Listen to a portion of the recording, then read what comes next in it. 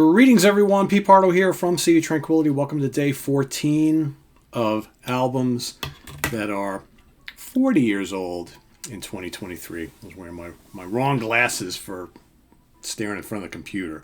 Those are my everything else glasses, but these are the ones that I wear just for looking at computer screens, which I do all day long. Anyway, back to today. So albums that are 40 years old in 2023. We are looking back on the year 1983 each and every day here in the month of February, 28 days. We're picking out our 28 favorite albums from the year 1983 that are celebrating their 40th birthdays, 40th anniversaries. Hard to believe it's been 40 years since these albums came out because I've been listening to all these albums, most of them anyway, since back in the day. Bought them when they first came out. And I'm getting old. I got the olds, and so do these albums, actually. So here on day 14, by the way, happy Valentine's Day to everybody out there. This album was released. This is the fifth studio album from this band. Released in September 1983 for A&M Records, produced by Chris Sangarides. Yeah. Who worked on a lot of stuff. I'm talking about Mean Streak by Y&T, that band from San Francisco. Dave Menichetti, lead guitars, lead vocals. Joey Alves on rhythm guitar, backing vocals. Phil Kennemore, the great Phil Kennemore on bass, backing vocals. And Leonard Hayes, the great Leonard Hayes on drums and percussion. Killer album. This was the first album I actually bought from this band. Then I kind of went back a little, then went forward a little. Not until more recent years that I actually got their early stuff. First couple albums and their more recent stuff. Kind of went for a number of years without really buying much of anything for Y&T. I think my Y&T kind of period of getting their stuff was when this came out. Like I said, I bought this, got the two albums that came before it, and then bought a couple more. And then by like the late 80s, I just kind of just fell out of touch with these guys. But this is a very, very strong album. This is the album that kind of, made a little headwaves for them. So this was album number 26 in Sweden.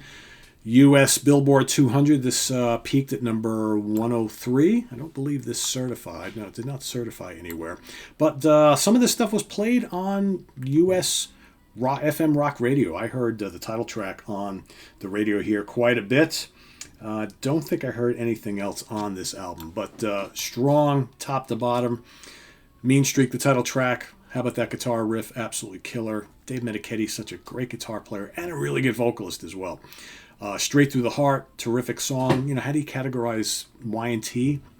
Not really a metal band, right? They kind of got lumped in as a metal band back in the day, but more of just a really good hard rock band, hard and heavy rock band. Great vocals, catchy hooks and things. Lonely Side of Town is terrific. Midnight in Tokyo. Yeah, if it wasn't for the title track, that'd probably be my favorite song on here.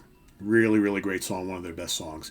Side 2, you got Breaking Away. Great hook on that one. Good rocker, great guitar riffs. Hang 'em High is terrific. Another really energetic, heavy rock song. Take It to the Limit. Another good one. Sentimental Fool and Down and Dirty. Down and Dirty is pretty raunchy. Great stuff there. Really dig this a lot. They're the guys in the band right there. Unsung band. I think Y&T was one of those bands that I never really understood why they never got bigger than they did. They came out an album or two later. They had that kind of hit, Summertime Girls, which, got played on the radio a bit, was a pretty popular MTV video.